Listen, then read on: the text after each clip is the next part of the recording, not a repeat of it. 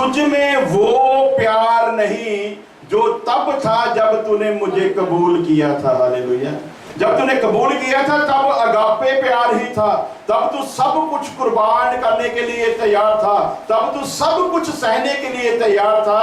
लेकिन अब मैं देख रहा हूं तुझ में वो पहले वाला प्यार जो है वो नहीं है। इसलिए परमेश्वर कहता है तू सावधान होके कहीं कहां से गिरा था और मन फिरा और पहले के समान काम कर, और यदि तू मन ना फिराएगा तो मैं तेरे पास आकर तेरे दीवट को उस स्थान से हटा दूंगा, मैं तेरे चिराग को उस स्थान से हटा दूंगा यदि तुझ में वो मोहब्बत ने दोबारा जन्म नहीं लिया।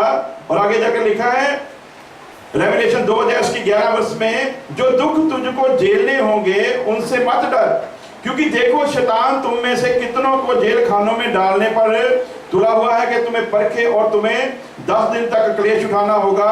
प्राण देने तक विश्वासी रह तो मैं तुझे जीवन का मुकुट दूंगा। कहां तक मोहब्बत होनी चाहिए? जान देने तक वफादार रह, तब मैं तुझे जिंदगी का ताज दूंगा। जिसके कान हो वो सुने के आत्मा कलीसिया को क्या फरमाता है, रूह कलीसिया से क्या कहना चाहता है। ये फ्लेव मोहब्बत है, लेकिन खुदा की मोहब्बत कैसी है? जिसे अगापे मोहब्बत कहा गया है।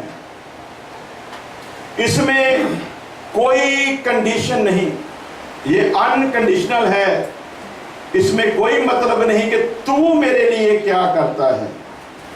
हालेलुया। और ये मोहब्बत सिर्फ खुदा कर सकता है, इंसान नहीं कर सकता। और जो ये मोहब्बत करेगा वो फिर खुदा ही होगा। Hallelujah, praise the Lord. ये किसी इंसान में मोहब्बत नहीं हो सकती, ये सिर्फ खुदा ही मोहब्बत कर सकता है। इसलिए यीशु मसीह ने कहा, क्या ये हो सकता है कि कोई इंसान किसी धर्मी जन के लिए अपनी जान कुर्बान करे? सवाल कर रहा है यीशु मसीह, क्या ये हो सकता है, क्या ये मुमकिन है कि कोई इंसान किसी धर्मी इंसान के लिए अपनी जान कुर्बान करे? पर देखो, मैं तुम गुनहगारों के लिए अपनी जान देने आया हूं। धर्मी के लिए कोई नहीं मर सकता, यीशु मसीह कह रहा है। पर देखो, तुम धर्मी भी नहीं, गुनहगार हो, तब भी मैं तुम्हारे लिए अपनी जान देने को आया हूं। इसे कहते हैं अगापे मोहब्बत। अगापे मोहब्बत में सिर्फ देना है, लेने की कोई भी इच्छा नहीं है। इसलिए मैथ्यू उसका 26 चैप्टर उसकी 39 वर्ष में लिखा है, फिर मैं थोड़ा आगे बढ़कर मुंह के बल गिरा और ये प्रार्थना करने लगा कि हे मेरे पिता, यदि हो सके तो ये कटोरा, ये प्याला मुझसे टल जाए, तो भी जैसा मैं चाहता हूं वैसा नहीं, परंतु जैसा तू चाहता है वैसा हो। हालेलुया। ये कौन सी मोहब्बत है जी?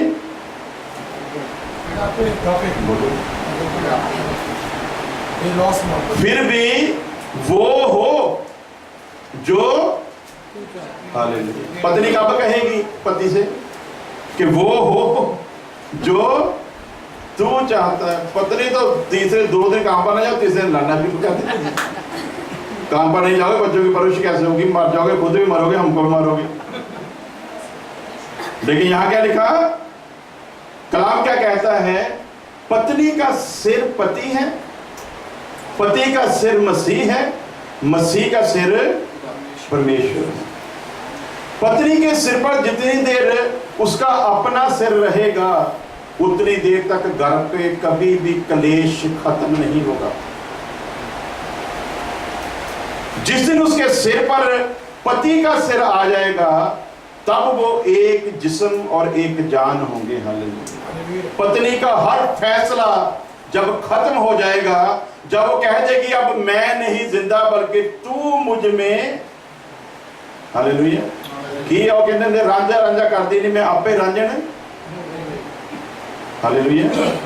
ये तो उस हद तक जाना है भी हीर नजर ना आवे, रांझा ही रांझा नजर आवे, रांझा नजर ना आवे तो हीर ही हीर नजर आवे। इस करके खुदा चाहता है कि ਅਸੀਂ उस हद तक एक दूसरे ने मोहब्बत करिए। हालेलुया। ये ਜਿਹੜੀ इरोज मोहब्बत आ ਉਹਦਾ डिफरेंट गल है। जी फ्लेव मोहब्बत है वो अलग गल है, लेकिन जी अगापे मोहब्बत है, इस मोहब्बत तक खुदा चाहता, इस लेवल तक वो हमें देखना चाहता है।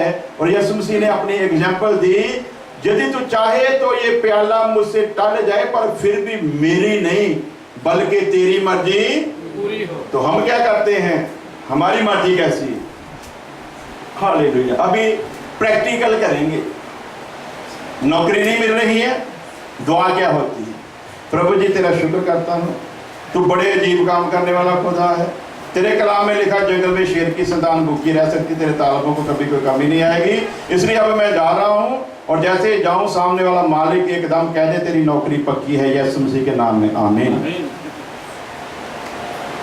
Praise the Lord. कभी ये भी कहा तेरी मर्जी पूरी हो। हालेलुया। मुसीबतें क्यों हैं? क्योंकि अभी इरोज और फ्लेव में ही जिंदगी बिता रहे हैं, अगापे मोहब्बत में प्रवेश नहीं किया। जिस दिन अगापे मोहब्बत में प्रवेश हो जाएगा, उस दिन कोई डिजायर नहीं। जिस दिन हर डिजायर, हर तमन्ना, हर कामना, हर अभिलाषा, हर लेने की चाहत की हर वो ख्वाहिश जब अंदर से खत्म हो जाएगी, उस दिन अगापे मोहब्बत का जन्म होगा। हालेलुया। जल्दी जल्दी पढ़ेंगे रेफरेंस और फिर दुआ करेंगे। मरकस की इंजील उसका 14 अध्याय चैप्टर 14 वर्स 36। फिर मैं आया और उन्हें सोते पाकर पतरस से कहा, हे शमौन, सो रहा है, क्या तू एक घड़ी भी मेरे संग जाग ना सका? हालेलुया। ये सिर्फ पतरस से कहा यीशु मसीह ने, वजह थी। जब यीशु मसीह ने कहा कि धनी इंसान का स्वर्ग की बादशाहत में जाना उतना ही मुश्किल है जितना ऊंट का सुई की नोक में से निकल जाना, तो पतरस ने उस वक्त कहा था, देख हम सब कुछ छोड़कर तेरे पीछे आ गए हैं। पतरस ही था जिसने कहा था, जिंदगी की बातें तो तेरे पास है, फिर हम कहां जाएं? सब कुछ जानते हुए भी यीशु मसीह क्या गिला कर रहा है, हे पतरस, तू तो इतने इतने दावे करता था और मुझको भी पक्का करता था, हर बात में पक्का कर लेता था। तूने गलती करनी थी, इसलिए तूने पहले ही पूछ लिया मेरा भाई कितनी बार मेरा पाप करे और मैं माफ करूं? 7 बार। अपने आप ही कंडीशन भी रख दी कि 8वीं बार करेगा तो 7 ही नीचे गिरा दूंगा, फिर नहीं माफ करूंगा। यीशु मसीह ने कहा 7 का 70 गुना, इसे अगापे मोहब्बत कहते हैं। और जो 7 का 70 गुना माफ करने के लिए कह रहा है, वो खुद कितना माफ करने की ताकत रखता है। तू एक घड़ी भी मेरे साथ सो ना सका, कहां गई तेरी मोहब्बत? एक घड़ी भी तकलीफ ना सह सके, कहां गई मेरी मोहब्बत? कहां गए तेरे दावे जिनको तू कहता है? अब देखो ना यूट्यूब पर कैसे वो उनके हाथ बांध कर बड़े इत्मीनान से वो गर्दन काट रहे हैं। हालेलुया। तो ये पक्की बात है, आप सभी भाग जाओ जब गर्दन कटवाने की बारी आएगी। अंत तक जो सहेगा वही बचाया। मौत के लिए सिर्फ 5 मिनट हैं ज्यादा से ज्यादा, कैसी भी मौत दे दे, लेकिन वो अनंत काल की जो मौत है उसका यदि कभी ख्वाब में भी आपको पता चल जाए ना कि वो कैसी है, तो एक बार गर्दन क्या 100 बार भी गर्दन कटवाने के लिए आप लोग तैयार, 100 बार गर्दन कटवाने के लिए तैयार हो जाएंगे। जब उस मोहब्बत में पहुंच जाओगे तो एक घड़ी भी मेरे संग ना जाग सका। और यूहन्ना की इंजील उसका 18 अध्याय उसकी 1 वर्ष में लिखा, तब यीशु ने पतरस से कहा, अपनी तलवार म्यान में रख, जो कटोरा पिता ने मुझे दिया है मैं उसे क्यों ना पीऊं? हालेलुया। पतरस ने सोचा तलवार से काम चला लेते हैं, भगा देते हैं इनको, हमारे पास भी हथियार है। तो यीशु मसीह जवाब में क्या कह रहा है, तलवार नहीं चलानी बेटा, AK-47 भी तेरे घर में होगी, तो यदि मारने आएंगे तो उन पर गोलियों की बौछार नहीं करनी। क्या करना है, अपने आप को दे देना है। पिता की ये मर्जी है कि तेरी कुर्बानी हो। हालेलुया। तो कहता है कि क्यों ना फिर मैं उस कटोरे को पीऊं। इसलिए यीशु मसीह तैयार हो रहा है क्योंकि वो अगापे मोहब्बत करता है। हालेलुया। पिता से भी और इस जहान से भी उसे पता है मेरे मरे बिना जहान का छुटकारा नहीं हो सकता, उसे जिंदगी नहीं मिल सकती, वो पाप से आजाद नहीं हो सकते, वो शैतान से आजाद नहीं हो सकते। इसलिए यीशु मसीह पूरे फख्र से कहता है कि वो मेरे लिए पीना जरूरी है। और यूहन्ना 7:12 में लिखा, और लोगों में उसके विषय में चुपके चुपके बहुत सी बातें हुई।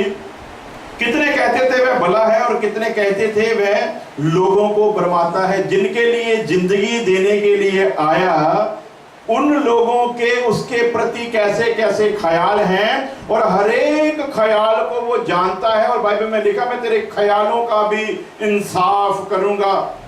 जब जकी के घर गया वो ख्याल ही कर रहे थे ये खुदा का बेटा है,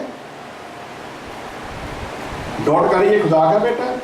अगर ये खुदा का बेटा होता तो इसे पता चल जाता कि किसके घर में आया है। तो यीशु मसीह ने उनके ख्यालों को जान लिया। हालेलुया। वो ख्यालों को जानने वाला खुदा है। आप जो सोचते हो जिसे सिर्फ आप जानते हो और कोई नहीं, आप किसी के खिलाफ सोचते हो सिर्फ आप ही जानते हो, उसके बाद वो जानता है।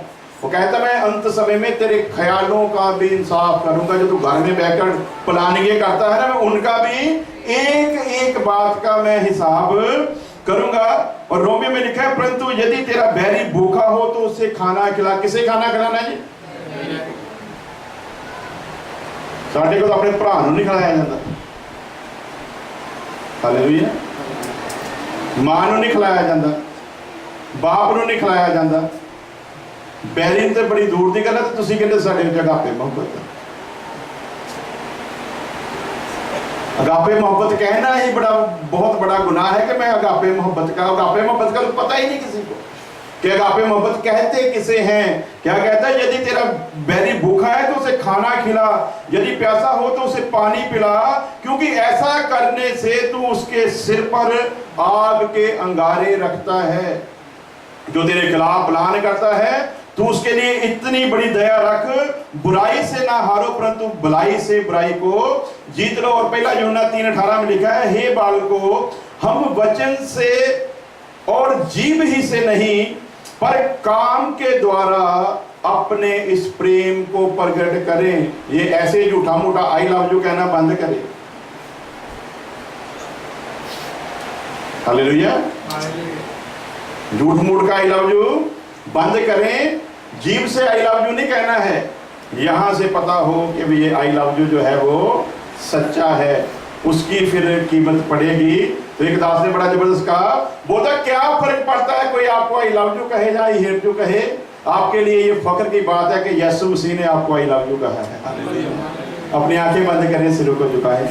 आज के सुने हुए वचन को ध्यान में रखते हुए मैं पास्टर सुन डैनियल जी को रिक्वेस्ट करूंगा उस स्टेज पर आए और दुआ करें। और दुआएं आखिरी साथ में आए, अपने सरों को झुकाएं और दुआ मांगें। खुदा के दास ने आप तक खुदा का पाक कलाम पहुंचाया है। बड़ी खूबसूरत बातें हैं, कलाम खूबसूरत है। खुदा